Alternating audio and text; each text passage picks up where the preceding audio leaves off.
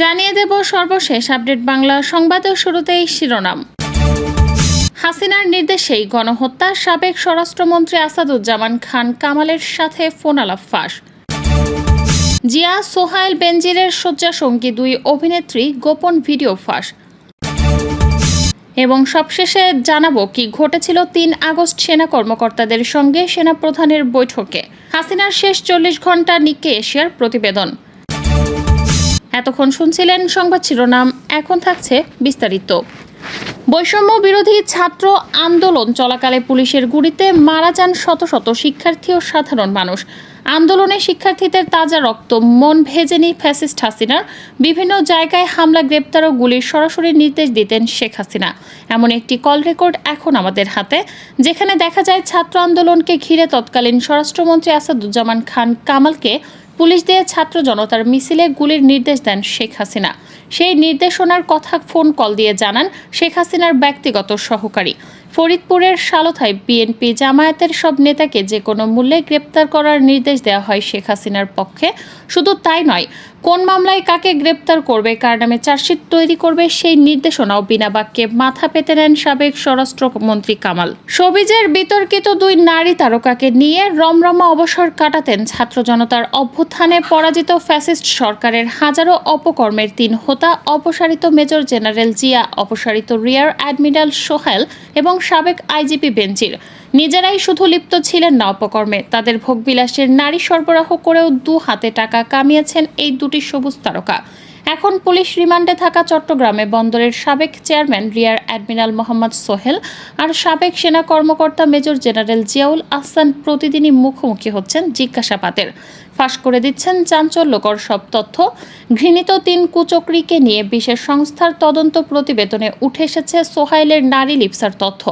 প্রকাশ পেয়েছে তার বিভৎস বিকৃত যৌনতার ঘটনাও।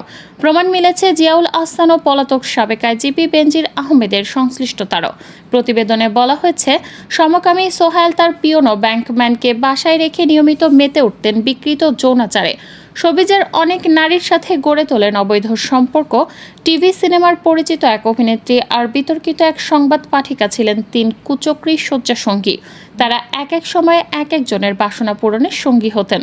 তাদের বিকৃত আকাঙ্ক্ষা মেটাতে যোগদান দিতেন শোবিজের আরও বিভিন্ন নারী। তাদের একজন ৩-৪টি সিনেমার নায়িকা, কাজ করেছেন বেশ কিছু টিভি নাটকে, মাঝে মাঝে ছবি আঁকেন, কাক ভালোবাসেন বইও লেখেন। চলচ্চিত্র পরিচালক পিতার উত্তরাধিকারের বড়াই করেন চড়া গলায়। অন্যজন মিডিয়ার পরিচিত মুখ, দেশের স্বনামধন্য টিভি চ্যানেলগুলোতে সংবাদ উপস্থাপনার মাধ্যমে পরিচিতি পেয়েছেন। ক্যারিয়ারে উপরে উঠতে হাসিনা সরকারের তাবেদারি করা এক জ্যেষ্ঠ সাংবাদিকের সাথেও ছিল তার অবাধ মেলামেশা। কান পাতলে তার নানা অবৈধ কর্মকাণ্ডের কথা মিডিয়া পাড়ায় শোনা যায়। গোপনে নিয়মিত এই 2 তারকার সঙ্গে শারীরিক সম্পর্কে মিলিত হতেন সোহাইল। সঙ্গী হতেন জিয়া ও বেনজির। নৌবাহিনীর গাড়িতে তাদের আনা নেয়া করা হতো। শুধু তাই নয়, কাজ হাসিল করতে মনোরঞ্জনের জন্য বড় বড় নেতাদের কাছে মডেল অভিনেত্রীদের পাঠাতেন তিনি। আওয়ামী লীগের সাধারণ সম্পাদক এবং সাবেক সড়ক পরিবহন ও সেতুমন্ত্রী ওবায়দুল কাদেরের ব্যাংক হিসাব জব্দ করা হয়েছে। একই সঙ্গে তার স্বার্থ সংশ্লিষ্ট ব্যবসা প্রতিষ্ঠানের ব্যাংক হিসাব ও লেনদেন স্থগিত রাখতে বলা হয়েছে। বাংলাদেশ ব্যাংকের আর্থিক গোয়েন্দা সংস্থা বাংলাদেশ ফাইন্যান্সিয়াল ইন্টেলিজেন্স ইউনিট দেশের ব্যাংক ও আর্থিক প্রতিষ্ঠানের কাছে এ সংক্রান্ত নির্দেশনা পাঠিয়ে অ্যাকাউন্ট জব্দ করতে বলেছে। রাতে পিএফআইইউ এর সংশ্লিষ্ট এক ঊর্ধ্বতন কর্মকর্তা এ তথ্য নিশ্চিত করেছেন। ছাত্র জনতার গণ অভ্যুত্থানের মুখে গেল 5 আগস্ট। ক্ষমতা ছেড়ে ভারতে তড়িঘড়ি করে পাড়ি জমান বাংলাদেশের সাবেক প্রধানমন্ত্রী শেখ হাসিনা।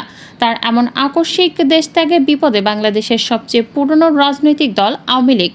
গেল 15 বছর ক্ষমতা আঁকড়ে ধরে রাখতে কিভাবে একনায়কতন্ত্র হয়ে উঠেছিলেন শেখ হাসিনা ও এ নিয়ে প্রতিবেদন প্রকাশ করেছে জাপানের প্রভাবশালী সংবাদ মাধ্যম নিক্কেই এশিয়া। গণতন্ত্রের কণ্ঠরোধের পাশাপাশি শেখ মুজিবুর রহমানকে নিয়ে যান দেবতাতুল্য পর্যায়ে। সাধারণ মানুষের মতামতকে উপেক্ষা করে স্বৈরাচারী শাসন করেন 1.5 দশকেরও বেশি সময়, যা তাকে নিয়ে যায় শেষ পরিণতির দিকে। প্রতিবেদনে এসেছে, প্রধানমন্ত্রী হিসেবে হাসিনার শেষ 24 ঘণ্টা ছিল ঘটনাবহুল এবং স্মরণীয়।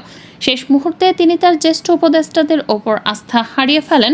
শেখ হাসিনা কেন, কিভাবে স্বৈরাচার ও বেপরোয়া হয়ে উঠেছিলেন, এ নিয়ে Japan external trade organization institute of developing ইকোনমিক্সের মতে 1996 সালে ক্ষমতা লাভের পর স্বৈরাচার রাজনীতিবিদ মনে হয়নি শেখ হাসিনাকে।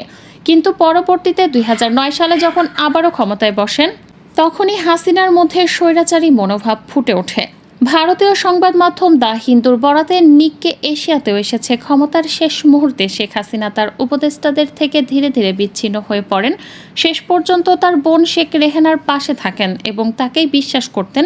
সবার সঙ্গে দূরত্বে সাবেক প্রধানমন্ত্রীকে একঘরে ঠেলে দেয় বলে তুলে ধরে জাপানের এই সংবাদ মাধ্যমটি। 5 আগস্ট ভারতে যাওয়ার সকল পর্যন্ত ক্ষমতা আঁকড়ে ধরে রাখতে মরিয়া ছিলেন তিনি। বিক্ষোভ দমনের দায়িত্বপ্রাপ্ত এক পুলিশ কর্মকর্তা জানান, তারা ছাত্র জনতার আন্দোলন নিয়ন্ত্রণে নিতে ব্যর্থ হয়। ওই দিন সকালেই শীর্ষ পর্যায়ের একজন কর্মকর্তা শেখ হাসিনাকে পদত্যাগের আহ্বান জানালেও বারবার তা প্রত্যাখ্যান করেন তিনি। পরিস্থিতির দ্রুত অবনতি ঘটতে থাকলে যুক্তরাষ্ট্র থেকে ফোন আসে শেখ হাসিনার ছেলে সজীব ওয়াজেদ জয়ের। শেষমেশ বাংলাদেশের ইতিহাসে এক ঘটনাবহুল অধ্যায়ের সমাপ্তি ঘটিয়ে দুপুর 2:30টার দিকে দেশ ছাড়েন শেখ হাসিনা। র্যাপিড অ্যাকশন ব্যাটালিয়নকে বিলুপ্ত করার দাবি জানিয়েছে নিউ ইয়র্ক ভিত্তিক আন্তর্জাতিক মানবাধিকার সংস্থা হিউম্যান রাইটস ওয়াচ।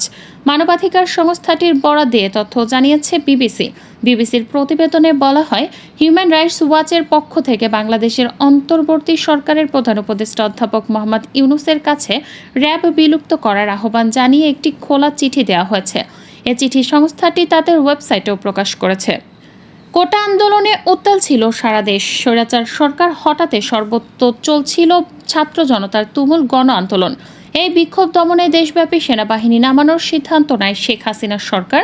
এমন পরিস্থিতিতে 3 আগস্ট সেনাপ্রধান জেনারেল ওয়াকারুজ্জামান সেনা সদরে বিভিন্ন স্তরের সামরিক কর্মকর্তাদের নিয়ে গুরুত্বপূর্ণ এক বৈঠকে বসেন।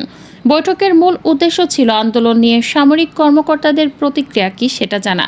মতবিনিময়কালে অনেকেই এই আন্দোলন দমনে যে কোনো নেতিবাচক ভূমিকা সেনাবাহিনীর জন্য বদনাম বয়ে আনবে বলে মত প্রকাশ করেন। তরুণ সেনা কর্মকর্তারা সাধারণ জনগণের ওপর গুলি না করার পক্ষে কথা বলেন। তাদের এই মতকে সমর্থন করেন স্বয়ং সেনাপ্রধান। সামরিক কর্মকর্তাদের প্রতিক্রিয়া ও মনোভাব থেকেই তিনি সিদ্ধান্ত নেন যে কোনো উস্কানিতেও সেনাবাহিনী আন্দোলনকারীদের ওপর গুলিবর্ষণ করবে না। শুধু তাই নয়, শিক্ষার্থীদের মিছিলকে সেনা সদস্যরা কোনো ধরনের প্রতিহত কিংবা বাধা দেবে না। বৈঠকের এমন সিদ্ধান্তের কথা ছড়িয়ে পড়লে ঘুরে যেতে থাকে আন্দোলনের মোড়। দলে দলে মানুষ নামতে থাকে রাজপথে, কেননা সবাই বুঝে গিয়েছিল মিছিল চলাকালে সেনা সদস্যরা বাধা না দিয়ে বরং সরে গিয়ে জায়গা করে দেবে। 3 আগস্টের সেই বৈঠকে সেনাপ্রধান জেনারেল ওয়াকারুজ্জামান প্রায় আধা ঘন্টার একটা উদ্বোধনী বক্তব্য দেন। দুপুর 1:30টায় শুরু হওয়া সেই বৈঠকে সেনাপ্রধান প্রয়াত সঙ্গীতশিল্পী আয়ুব বাচ্চুর 2টি গান উল্লেখ করেন।